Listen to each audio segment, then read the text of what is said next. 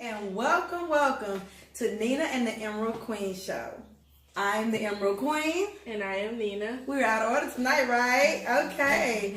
So I hope you guys are doing great tonight. We're doing great. We just have some topics for you that is going to rock your world. Now, I don't know how some of you moms feel about people touching your babies and kissing on your babies when they're little babies. I know my mom, my mom, well, not my mom, but, people around me always told me, you don't let people hold your babies when they're on their menstruation. It's going to give them the stretches. Now, I don't know what the hell the stretches is, and I've never seen a kid with it. But I was always told not to let people hold your baby. So in the case of 1 week old Morania Swift, so this baby died at 18 days old. She died from viral meningitis.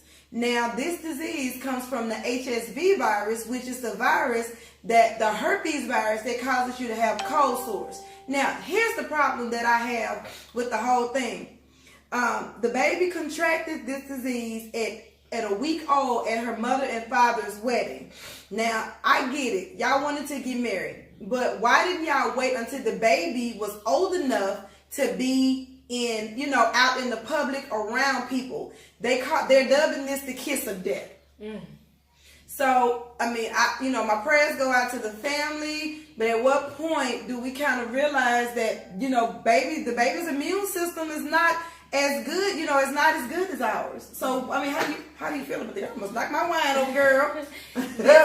This day and age with babies is kind of strange. Like, nobody really takes the seriousness or childbirth serious anymore. Right. Nobody takes that whole thing serious. You'll see people, they have a baby and then 2 days later they on Snapchat, they on Facebook, or they outside or whatever. Like, nobody believes in getting set back anymore. Nobody believes in getting rest and stuff like that. I think the times are kind of like glorifying like snapback and snapback quick. Yeah. These babies need to be inside of the house. Like, I don't want nobody around my baby, nobody holding my baby, at least for the first, month, 2 months, especially if it's not family. Right. But, I do feel like the parents are majority responsible just because they was in such of a big rush to get married and, not really take care of their baby. That's sad, but the baby don't even have an immune system yet. 1 week old.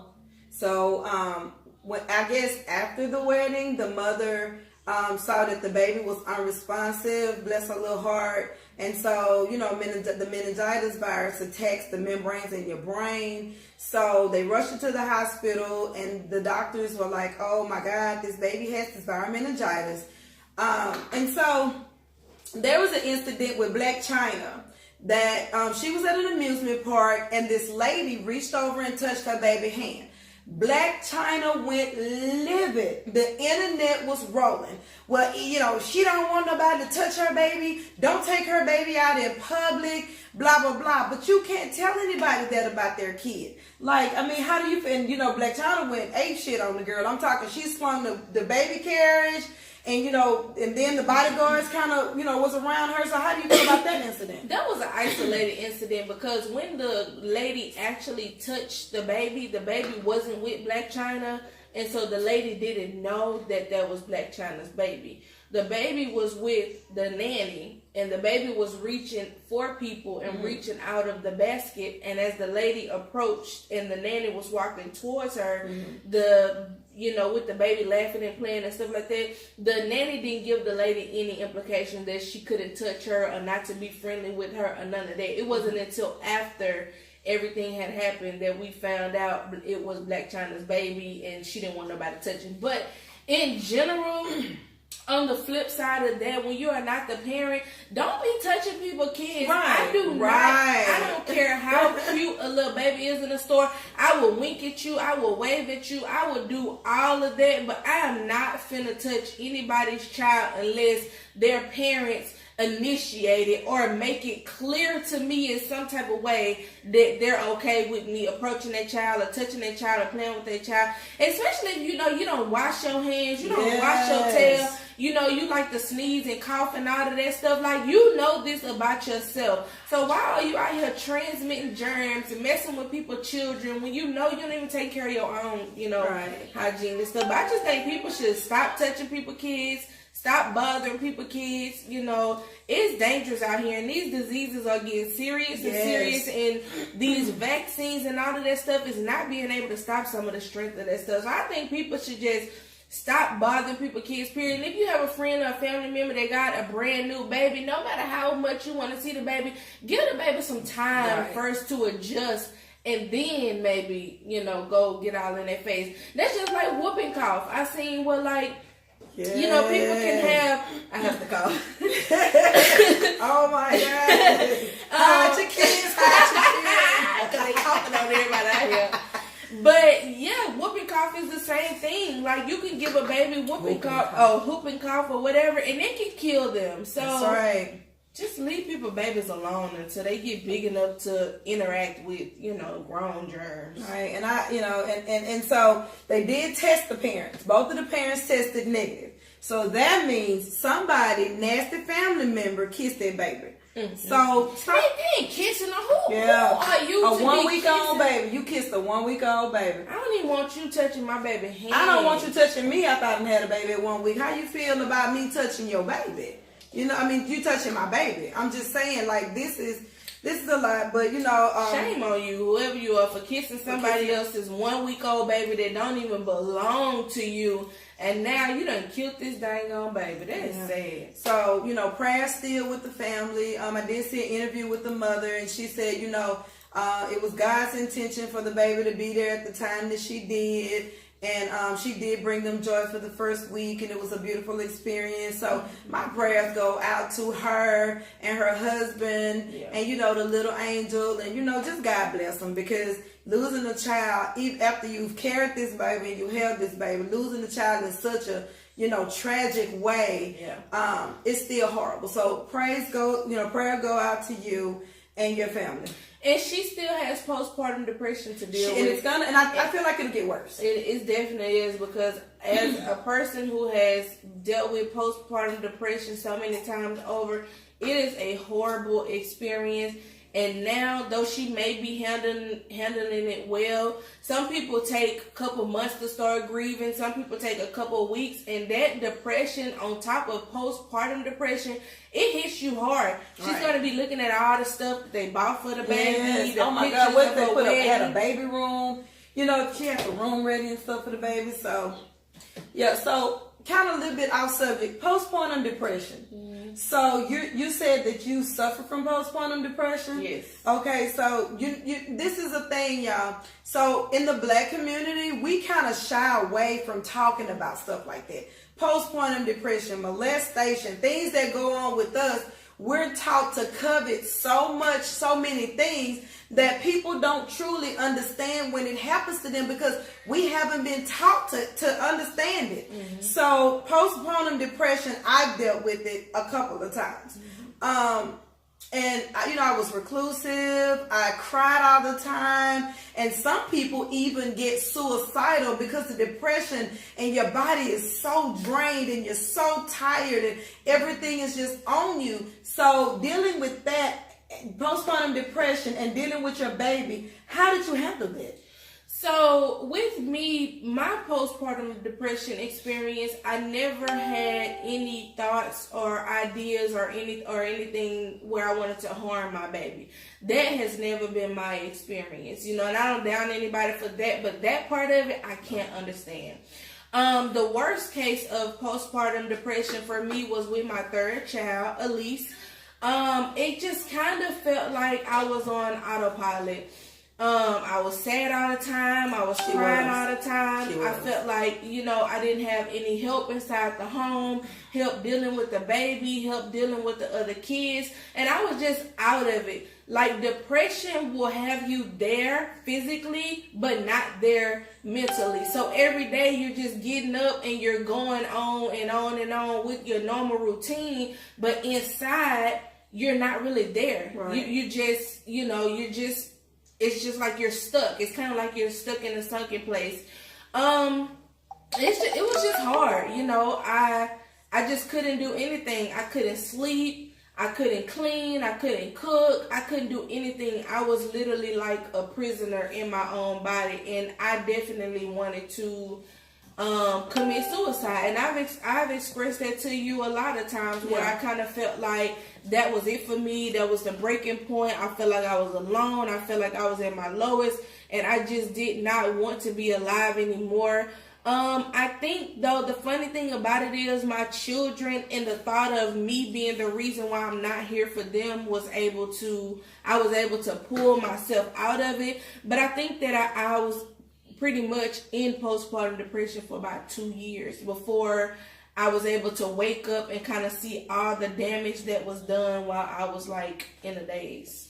And I kind of, being her mother, I watched this and I couldn't help her, you know, and that's why so many people have to get medicated, have to get on antidepressants, because when you're dealing with postpartum depression, it's like nothing nobody can say to you can snap you out of it. Your body says, you know what? Fuck it. I'm going to tell you what to do. You're tired. You're hurt. And every emotion that you have is going to come through, you know, and she was snapping me. And it's like, oh my God, what can I do to help you? And she was like, Mama, I don't know. Just leave me alone. And it was like, at that point, I was like, okay, my baby, she in this for real. She's in this for real. And this is not healthy. So I thank God that you snapped out of it, snapped back from it. And I want to say, you know, if there's any men watching, you guys play a big part in postpartum depression and you don't really know it. A lot of times after having a baby, you can feel completely unsupported, unattractive, everything. You know, you're still dealing with the hormonal parts of your body, getting used to, your body is trying to go back from this long period of pregnancy to normal. Your hormones are still elevated like a pregnant person, but you're not. You know, it's lack of support. It's, you know, I just would say for the men, take the baby and say, let me give you a break. Right. Let me help you get some rest. Let me send you to go get your feet done. Let me send you somewhere relaxing. Try to be understanding. Let me help you with the laundry. Let me help you with the kids. Let me help you with any other thing that I can help with, because sometimes when you have to do everything and take care of a whole family, then try to meet the needs of your partner or whatever, it's a lot. And that's also enough to keep you stuck in a place feeling unappreciated, unsupported, like you have to do everything on your own, and if you're not, then you're falling short in some type of way. So if you have, you know, your woman or your baby mothers, even if you're not together, try to be more supportive, because there is so many women that have killed themselves and killed their babies for postpartum depression because nobody noticed the signs and nobody really cared. Thank you. So, you know, that's just, it breaks my heart. And it still to this day breaks my heart, because I just feel like I couldn't help. And so I just thank God that, you know, you dealt with it and we got past it and we're able to move on. Yeah. So for all of you Lakers and Rockets fans, is it LA against Houston? Did y'all see Rondo spit on CP3? I saw it. Now I saw the video when him and Chris Paul was standing up there talking. Chris kind of walked past him just a little bit and he spit. I saw the spit and I saw it when he wiped his face. So hold up. Now was it like a, or it was like a patooey? Well, it wasn't a patooey. It was a like tuh. No, that's enough. I don't care. If it was a skeet. It was like a through the teeth kind of skeet. Yeah, like, We analyzed the video, and at the time when we saw it, they were still kind of up and down about what had happened. The referees were still trying to figure out if he really did spit on him. But here's my problem. If you spit on me, I'm gonna break your jaw. Yeah, you deserve spit is nasty. Your mouth has germs. Don't spit. That is disgusting. Yeah.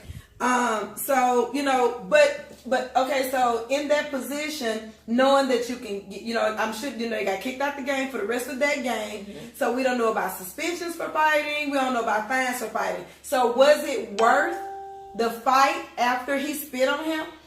So I don't know about this situation. I did see that they had some type of fight, and I actually did see that somebody has been suspended. All these people got these different fines and all of that. So I did see that. So there was some consequences. I'm not gonna say if I feel like it was worth it or not, because I don't know why he spit on him. You know, it was a little verbal thing. You know, the team kind of getting heated. Chris got fouled by another team member. The other team member got taken, was being taken off, and then Rondo and you know, Chris kind of got into the little, probably, you know, me and stuff. Oh, you know, you a bitch or whatever, because you know you did blah blah blah. You know, he just pushed you, whatever, and then kind of ensued from there. I'm just assuming that's how the conversation went, because you know how you men are. So I'll hit you before I spit on you. I just feel like spitting on somebody is like the utmost disrespectful. Like, disrespectful. You got to steal out of my purse and step on my shoes, or you know, it has to be a couple of things, like a ripple effect, or mess with one of my children, or something. Like, it has to be something so outrageous and just so bad to make me want to spit on somebody. I will slap the taste out of your mouth before I spit on somebody. Yeah. So I don't know if I can say, was it worth it, especially over a little spat going back and forward. Like, I feel like if you got to spit on somebody, which is the utmost disrespectful, you need to check your manhood, and you need to kind of get your aggression levels, you know, kind of down, tone it down a little bit, because that's just disgusting. It is disgusting. And spit on nobody. So, right. Yeah, and so we'll see what the outcome of it is. How do you guys feel about that? Do you think, like, you know, do you feel like it's okay for a person, if they're so upset or they're riled up, to get so mad to the point where all bets are off when it comes to any other insult and go right to spitting on somebody? Right. Have you ever spit on somebody with your nasty self? Tell the truth. Tell the truth and tell us what happened. Tell us what happened. So post in the comments, yes, I spit, and why I felt I had to spit. Also post in the comments, no, I didn't spit, and why I would never spit on someone. Yeah. So those are some things that I want, you know, for you guys to post in the comments. And don't forget, while we're in the middle of this, don't forget to hit that share button. Share these videos. Let people know about Nina and the Emerald Queen. Let them know that we are here to stay. All we can do is elevate. Moving right along. So today, Keith and I went to Papados. Mm-hmm. We snuck up and had a little us time. Would you like to sips my red wine? Of course I would. Intermission while I get some wine for it here. Sweet red, y'all. So I saw this couple, and they was like, you know. So I want to talk about public affection. Ooh. Like, what type of public affection is too much? Mm-hmm. If any affection is good, how do we feel about public affection? Like kissing and hugging and groping and all of that kind of stuff. So, how do you feel about that? Girl, it's crazy that you brought up public affection, because in September, me and Zay, we went to Chili's to eat for his birthday. Uh-huh. And while we were in Chili's, we ate at the bar. And there was two ladies right here, and then there was an old couple right here. Y'all, when I tell you, these two ladies was taking shots at the shots at the shots. They was loud, they was screaming, it was crazy, and just out of nowhere, they started kissing and feeling and rubbing. Y'all, when I tell you, they was all over each other for like 30 minutes, and I mean tongue kissing and everything. And the couple next to them, they're always white, but it was an older white couple, and the man was sitting closest to them. So he was enjoying himself, but his wife, she was sitting next to him, and she was looking in utter disgust, and she was really looking like, you keep on looking like you enjoying yourself, and I slap the shit out you. But it was so crazy, y'all. These people was like grabbing each other boobs and butt, and they were like tongue all over the place, and I was just like, ew. That is very inappropriate. Now, I feel like public affection, you grown, do what you want to do, hold hands, kiss, smooch, and all that stuff. But when it comes down to the part where it's just starting to get like sexual and all of that, save that for when you get home. Right. I shouldn't have to be eating my food, watching y'all do all of that. I ain't saying nobody can't kiss, but it's a respect thing. Yeah. You don't want to see that. And then especially like for the old people. Like, have some respect. What do you think about that? I mean, I'm all for holding hands, maybe a little smack, but all the booty grabbing and the boob grabbing, I just feel like that's a bit much. Wait till y'all get home. Like, I mean, I've seen couples literally stand up and, hell, if you ask me, if they was one more piece of clothes from having sex. So I think it's inappropriate, especially if you're around children. And I love public affection. Keep an eye. We don't hold hands like talking about it, but as you know, sometimes I'll like grab his little pinky, or I'll put my arms around his, and I'm talking about his fingers for you nasty bastards out there. When I said pinky, thought I was talking about something nasty, talking about his finger, and I grab it. And I hold, you know how a little baby hold your two little fingers? I do something like that. But as far as all the extra, that would be a no. So how do you guys feel about public affection? Do you think it's okay to tongue kiss somebody down in public, grope, and do the homie, So how do you guys feel about doing the homie? I don't want to see y'all kissing. I don't want to see y'all doing the homie. I don't want to see none of that. I think public affection is cute. I am a very affectionate person. I like all of that stuff. So when I see, a man hold his woman hand, her arms around her, stuff like that, I love it. When I see a woman hanging on to her man, I love it. I'm all for it. Like, that's just the type of stuff I like to see with couples. But I do not want to see y'all slobbing each other down and grabbing each other's titties and ass and all that. I don't want to see all that. It's rude, it's disrespectful, and it's like, get a room. All right, so post in the comments. So let's get a little nasty for a minute. Just a little nasty. How far have you guys gone in public? Not like in your car or no nasty stuff like that, but I'm talking about, whenever you and your man and your woman, what's up with that? Now let me tell y'all what the bad habit that my husband has.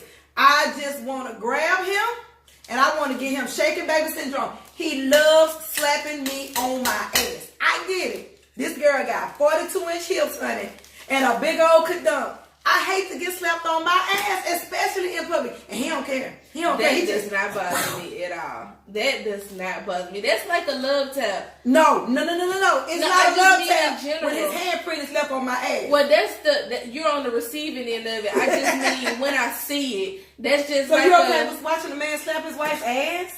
Yeah, because we sneak and grab on each other all the time. Now you just sitting there like you just paddling. I don't sneak and grab on him in public. Well, I sneak and grab on my men's in public. Your men's, I don't grab on my men's. So I mean, I ain't finna. Now if we're in the movie theater at the top by yourself. Oh, so that's what y'all be doing. Production, y'all in the movie theater by yourself grabbing. Now we got the whole row by ourselves. And I just kind of, that's different. Then our bets are off. But in front of people, y'all need to tell our producer to keep his hands off my ass. Keep slapping on the ass. She like it. I don't. It hurts. So, do you guys mind public affection? What is too much public affection? What is the furthest you've ever seen anybody go? Tell us how you guys feel about that. I'm excited. I want to see what that happen. Mm-hmm. What else you got for me, Queen? That's it for me. That's it for you? Yes. Well, no. So, a conversation came up today. See, I had to, sometimes, when you get my age, you have to go to your memory bank. Mm-hmm. So, a conversation came up about being 50, and, growing older, and how do we feel about, growing older, looking at the young, beautiful girls, like, how does that make us feel knowing that we're transitioning into life? Mm-hmm. So, for me, I'm going to be open and candid with you guys right now. It bothers me. Getting older, my body is changing. Honestly, my facial features have not changed much at all. But I have gained a lot of weight, and it bothers me. Yeah.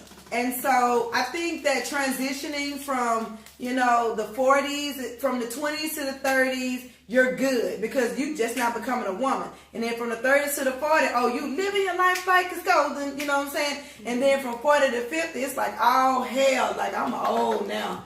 Like, oh my God, it's just too much. So, at what point do you start to feel better about yourself? Well, right now, I'm not at that point. Yeah. Even though I'm not, 40 plus or whatever like that, even the transition for me from 21 to 27 has been hard. Like, getting adjusted to getting older, because I used to say all the time, like when I was 19, I do not want to be 25. 25 is so old to me. I feel like when you get 25, it's just downhill. I had all this stuff to say about being 25 and how old it is, and now that I'm 27, I'm nervous about being 30 and not having everything together, not being where I want to be in life, or having the things that I feel like an almost 30-year-old person should have, trying to change the mindset and all that type of stuff. So I can definitely relate when it comes to that. I do just want to kind of encourage the women who are, going through that or who are feeling that way. My mom is kind of like a person that I look up to. She is a person that, I want to be like when I get older. She's 50. She's beautiful. In her mind, she have gained all of this weight, but what I see, and I understand because I know what the younger version of my mom used to look like, and I understand what the older version of my mom looks like, but a lot hasn't changed for me. She's still fine, she still looks good. So I just want to encourage some of you women who are suffering from, feeling like being older and looking back at the younger generation. I feel like you women are lucky because this younger generation of women and men and everything has no substance. A lot of you ladies and men that are, at that age, you kind of have more of a stable foundation. This is like the millennium of nothing, like no foundations, nothing to build on. So, it's kind of like destructive. But since you say that, how do you feel about being 40 or 50 plus, maybe divorced, maybe, just got out of a relationship and trying to start over and date? How do you feel like that would be if you had to start over? Oh my God. So, in all honesty, if anything ever happened to me and Key, which I pray to the Lord it never does, sickness or anything, I'm done. Number one, there's too many diseases out there, and people lie about their backgrounds. I don't care what you do in your closet. I don't care what you do outside your closet, but I don't want to get involved in it. Sure. People lie about relationships. People lie about sexual orientation. People lie about diseases. It's just too much going on. Yeah. Not only that, I don't want to learn your crazy, and you damn sure can't learn mine. Yeah. Because I can be a bitch. I mean, seriously, people say, "Oh, you're so nice, you're so sweet." Yeah, but I'm extremely OCD. I don't like people touching my stuff, and I will stab him. Yeah. So it's no use in me even trying to start over. I would just work, co-parent with our son, and just help raise my grandkids. I don't have it in me. I'm to the point where I don't want to even start over, or I'm afraid to start over because, for one, I have 4 children, so you kind of have to be worried about who you bring around your kids. Daughters. I have daughters. These days, you have daughters and sons, right? I have daughters and sons, so you kind of have to be mindful of when is the appropriate time to bring someone around your children. I'm not a fan of the 2 months and now you live with me, or whatever, 3 months and now you know my children on a first name basis. I'm not a fan of none of that. Another thing is that scares me is, what's your agenda? Have you picked me just because I have these kids? Ooh, girl, that is good. Yeah, you have that to worry about, because I feel like predators do that. They look for women that have children to get comfortable with them, because a lot of these women are desperate. A lot of these women have been through the worst situations and they just want somebody. So you got people that's looking to swoop you off your feet, to come in just because you have kids. I'm scared of meeting someone who is, inconsiderate or inconsistent, or, just a lot of things. Like, you don't know people qualities for real when you first meet them. And then when times get hard, are they going to be able to adjust? Are they going to be willing to work through the problems with you? Can they identify when they've done something wrong and acknowledge that? I'm clingy. Can you deal with my clinginess? Right. I need affection. I need compliments. I need for you to be nice to me at all times. Like, I have so many needs, and I just don't feel like the guy to meet those needs exists anymore for me. I mean, I think he exists.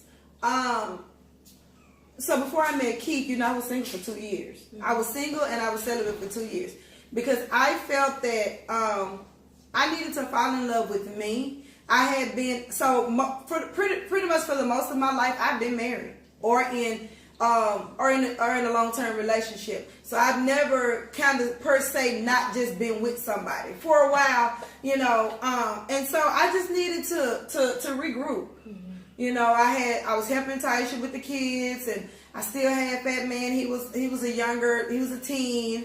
I just didn't feel like I wanted anybody to ruin what I was building for myself. Mm-hmm. And I had a lot going on. I was just trying to love me and figure me out, and so after that I met Keith, and honestly, what you all don't know is when I first met Keith, I dated him for 2 months and told him to skedaddle. Because I felt like at that point I didn't want anybody in my space.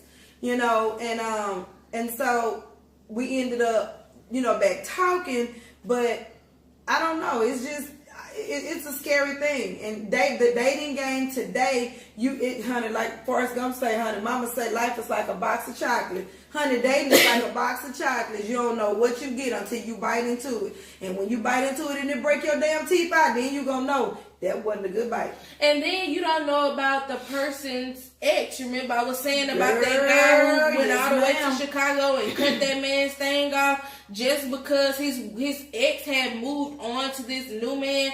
Like, you could meet somebody who you don't know if they still dealing with their ex, their baby mama drama, or baby daddy drama, or any and everything that comes along with that person until y'all start spending time together. But they ex can be crazy. They ex can be a stalker, and like you said, people aren't honest with diseases and all this stuff. Like, you just don't know, and it kind of makes wanting to date or wanting to look for another relationship, it's kind of hard. And then a lot of people don't have goals. A lot of people don't have, any desire to want to do better or be better or, help you, get where you want to get. It's just like, it's just too much.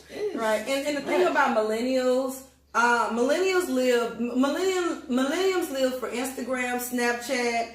They live for social media. I'm not going to say 100% of them do, but I will say about 80% of the millennials live for likes, live for Snapchat, you know what I'm saying? And so there's so much more to life. So in that, I just feel like it's harder for you guys to be in relationships because social media plays such a big part in what the relationship is, how it goes, and if he don't post me on his Facebook, he don't love me, or who is in his DM, who is in her DM. So that's just a bit much for the dating thing today. But social media also makes it hard today because it's like easy access. And a lot of people don't have like willpower to be like faithful, or a lot of men and women both like attention. So you know a lot of these people giving you attention, and maybe for a moment you're not getting the attention that you need from that person, and you're gonna fall off up into that trap. So it's just a lot that just hurts dating. And they can't wait to they can't wait to screenshot and post. So the screenshot has ruined many a relationship. But you shouldn't be giving nobody nothing to screenshot. That's true. That's true. Ding, that's a light bulb. Don't make me put the light bulb on her head. So post in the comments, how do you feel about dating for my seasoned women? How do you feel like dating over 40, 50?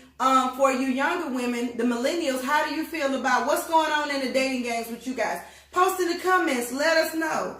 I just think that it's very important because most of the millennials today have children. It's very rare that you may meet a young woman or a young man who does not have kids. And so that makes a whole different game for the dating game. There's this comedian on Instagram, and he's holding a little fake baby. What's his name? And the guy came to the door and he said, "You came here for my baby. You came here for Sharika, whatever, Sharika, Tamika, Sharika. It's Sharika. Sharika." And he say, Sharika, who this is at the door for you? And he goes to the door with this baby. He talking about, yeah, did you know Sharika had a baby?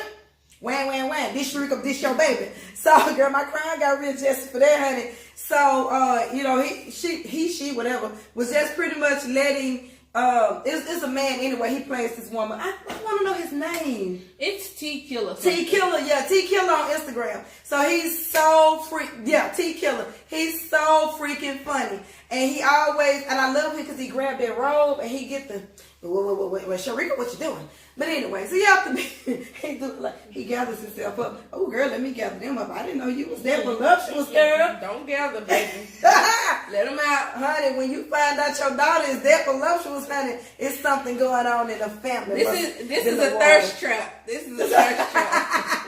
So, I'm her mother. I don't know what a thirst trap means. I don't know if I should smack her or censor her. You know, since this is my censor button. Thirst trap. So if you're looking, look right there. Oh my gosh. So post in the comments and don't forget to share. We also, our YouTube channel is up and running. Nina and the Emerald Queen. Please go and subscribe to our channel for giveaways. We're going to start posting giveaways, free cakes, free items, mugs, cups, aprons, but you have to watch to be eligible and you have to share. So the more you share, the more you get. Yeah. So one topic that I do want to talk about now, Teen Mom OG is back. And I've never really been a fan of the whole Teen Mom thing. I've watched some of it. I know some of the characters, but I haven't watched it enough to know everything in depth. Teen Mom is one of those shows that really irked my nerves in a way. I guess you could say I'm salty about it or whatever. But the reason that I don't like it, or the thing about it is that makes it salty for me, is that for one, it never started off on realistic grounds. Gotcha. It started off reasonable, showing the struggle of young girls getting pregnant at a young age. For those of you who don't know, I was a teen mom. I had Eternity when I was 14. So I kind of related, but it kind of went more into a reality TV aspect. And as these girls started to get more and more money, it started to grow into something else. My first problem that I've always had with the show is that since it's been on, they only had one African American girl on there. And because even though she was a teenage mom, the guy who she was pregnant by, he was in the military. They didn't have financial problems. And so she didn't give them enough hardships for the black girl. Right. So she didn't stay on the show long enough. But I kind of feel like the show has kind of glorified teen pregnancy in a way that maybe you can get on, maybe you can get famous. And it's like now all of these teen moms have so many different children with so many different guys, but because they're on reality TV, they're getting paid. Yeah. They act a fool, and it's not showing the realistic side of being a teen mom. And that bothers me. So one, because they don't have enough diversity, and I don't feel like it gives a true representation of the hardships of being a teen mom. And so to piggyback off of that, I watched that, and the mothers, they're just a little bit too scripted for me. Because when you find out that your daughter is pregnant, it's like, as a teen, it's like your whole world like comes crashing down. And I'm not saying, oh, you know, woe is me. I'm saying, oh my God, what did I do wrong? Mm-hmm. So when Taisha, when I first found out that, I knew Taisha was pregnant. Because whenever, I don't know, God just gave me this thing. I would dream that I was swimming with whales. And I knew it was something wrong. So her grandmother, she had spent the summer with her grandmother. And her grandmother told me that Taisha was sick and she was taking her to the emergency room. And when she came home, I don't know, I was sitting out on the car like I had just been praying or something. And Taisha got out the car, y'all, and her face was drenched. It was just drenched with tears. And she fell into my arms and she said, Mama, I'm pregnant. And what did I say to you? You said it's going to be all right. So, but what she doesn't know is I went in the shower, and I don't even like taking showers, and I cried. I let the water hit me in the face, and I cried. I cried every night. I cried because I wanted to know, what did I do wrong? How did I not protect her? Why did she get pregnant? And I was okay with after the facts, but it was just me being afraid that I had failed her. Mm-hmm. I didn't want her to feel like I failed her or I didn't protect her. That's kind of hard when you feel like, you can't control. But I just knew in my heart that it was going to be okay. I just knew in my heart that God didn't do this for no crazy reason, that he did this for me. Mm-hmm. And so I feel like Sweet Pea gave me another reason to live. And so, just saying how the moms are acting crazy and stupid, but it's hurtful. Yeah. It's hurtful.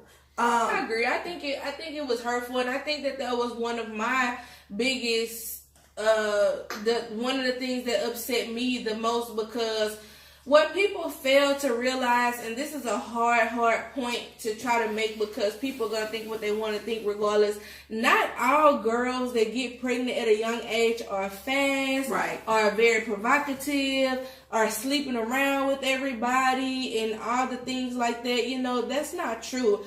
As a person that's been sexually abused, I kind of felt a particular way about sex. I felt a particular way about being touched in a certain way and stuff like that. So I was never the girl that just wanted to be like overly sexual and like, yeah, I wasn't a fast girl.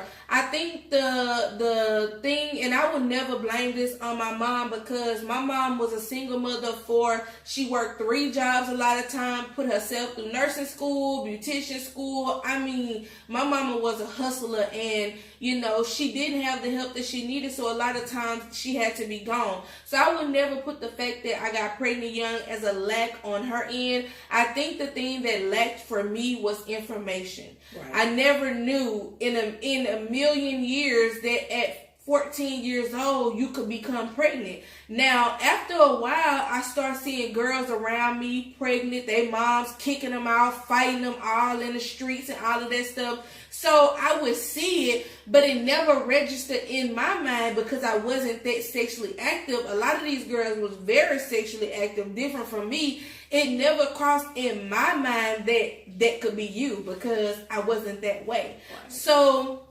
my biggest thing was becoming a statistic, having to drop out of school, having to figure it out, working fast food, and how was I going to take care of this baby, and what type of woman was I going to be, what type of life was I going to have. I always wanted to be a judge. I always had big dreams and high hopes for what I wanted to do. And when I got pregnant or had Sweet Pea, it was like my life just went upside down. So I didn't want to be a statistic. Another thing is I felt like I failed my mom, because watching your mom work, and just never having time to herself, never having money for desirable things, I felt like, as a daughter, I had let her down in the worst way possible, because I couldn't afford a baby. I couldn't go get a job to take care of a baby, and along came diapers and car seats and all this other stuff that it was like a Pandora's box that I opened up, but what I can say is, if there's anybody that just so happened to be a teen mom that's watching, don't give up on yourself. No. Don't allow negative thoughts or negative gestures from other people keep you down. Yes. I mean, the church talked about me like a dog. Yes, everybody and anybody wanted my mom to be like super abusive towards me, treat me a certain type of way, and I'm so thankful that she wasn't. But if you have a daughter that's pregnant right now, and they're a teenager, I do just want to encourage you and let you know that it is gonna be okay. Don't let what society wants you to do or make you feel about it change or alter how you view your child. Support them, because it's already a traumatic, thing as it is. Right. And so what I did was, when Taisha did get pregnant, I embraced it. She didn't have to worry about anything. I refused to let her go through it. I remember taking her to see Bird, and they had this policy about girls being pregnant. I cussed them out. I cussed them out because what you're not going to do, you're not going to degrade her. We can get a homeschool teacher, so you're not going to make her feel like shit. We're not going to do that. And I didn't let anybody make her feel like shit. I stopped talking to one of my friends, a very close friend, because she said, are you going to make her get an abortion? Your mama should have killed you. I don't believe in that. But now, had she told me at that time that's what she wanted to do, I wouldn't take that from her because, again, she was young, and unprepared. But I never made her feel that sting. And, people to this day say, well, maybe if you'd have made her feel that way, this kid, that kid, has nothing to do with it. That has nothing to do with it. I hear people say that all the time. That baby was put here for a reason. Anytime anybody's born into this world, your only promise is to die. So that's not a promise that that babies or kids are going to put substance in your life. Sweet Pea gave me another reason to live. What people don't know about me is most of my life I suffered from depression from being abused. And I have tried to commit suicide over 13 times. God just wasn't ready for me and he didn't let it happen. So when Taisha became pregnant with Sweet Pea, I was really at a low point in my life. And that's one thing my kids never saw me at a low point. Right now, I could be depressed. I could be about ready to fall on the ground and pull my hair out and you'll never know. Because I had to learn to camouflage that so my kids could be okay. I never let her see me cry because I didn't want her to go through stress while she was pregnant. And so I felt like God gave her Sweet Pea for me. Because then I had one more reason to live. And when I tell you that baby, oh my God, mama, give me my baby. Girl, go get you some sleep. Girl, give me this baby. I did everything. I bathed her, girl, and when Taisha got her that one night, girl, that baby was in there crying. I almost had a fit. She told her, can I get my baby back, please? Mama, you ain't take my baby. But I felt like God had given her that baby for me. So the teen mom thing, I did peek at it. It was a little bit much for me. I did see that there weren't any people of color on there. That did kind of make me feel some type of way. Do you feel like it's an accurate representation of teenage motherhood? Like, I know everything is not going to be the same, but do you feel like they depicted in some type of way? I feel like a little bit of it, like the drama at the baby shower when the girl and the boy had the drama at the baby shower. I think that that could have been something that was a little realistic. However, the boy cussing the girl out and F you, this my mama, all that to me was a lot scripted. And you know how they sit in their house and, well, you're going to be in a relationship with Joey because you are his baby. Girl, look, ain't no grown-ass woman pushing their daughter to be in no relationship with no teenagers. If he a teenager and she a teenager, you're not pushing these people into no relationship. Because if they was hunching, they was just hunching to get, let's be real, to get off. It was something new. It felt good. They did it. These children weren't trying to be in no relationship. So when I see these people on Teen Mom pushing them to be in a relationship or get a damn house together, girl, they can't buy diapers. How the hell they gonna get a house together? So no, I don't think it's a true representation. I think that some of those things may be true, but for the most part, it's all scripted. I don't think it's a real life thing. I have a lot of friends that have daughters that have had children young. So no, teen mom, you get 2 thumbs down out the damn door. And even the older girls, like, they got so much money now. They got these houses and these cars and they're like reality TV celebrities. So they're like loose. And I just feel like it kind of shows them, oh, well, this could still happen. Right. You could still fall off into this money or just whatever. So have you had to deal with maybe your daughter or your son becoming a parent at, in their teenage years? If so, let us know how that affected your life. How did it change for your child? How did it change for you? How did you guys deal with it? Or are you still dealing with it?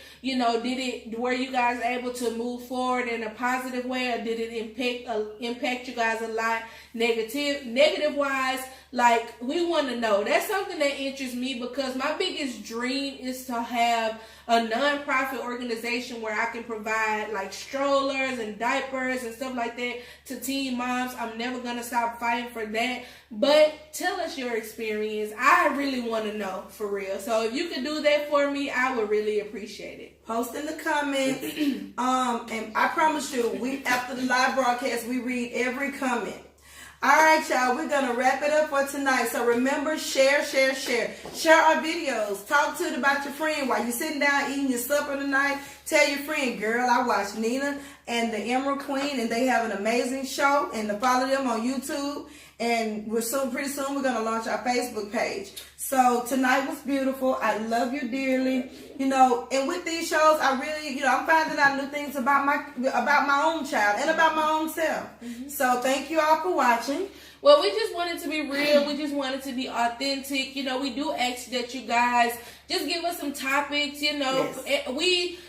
Though we're going to be talking about gossip and drama and stuff like that, me and my mom really wanted to make this more of like a bonding thing between us, but a place where we can share like truth and real life experiences and stuff like that with our family, with our friends. So with that being said, if you guys have like any topics, anything you're going through, whatever, leave it in the comment. Please. You can do hypothetically. It doesn't matter. We just want real life topics with substance to talk about. Our Instagram page is up. Our YouTube page is up. So I am going to be posting those links on my mom's page, on my page. If you guys would, please share these videos. Like, subscribe to our YouTube channel. These shows are just going to be getting better, guys. We're going to have us a pajama party real soon where we get our onesies. And we're going to have a nice show for you guys. So, thank you for watching. We're going to have more red.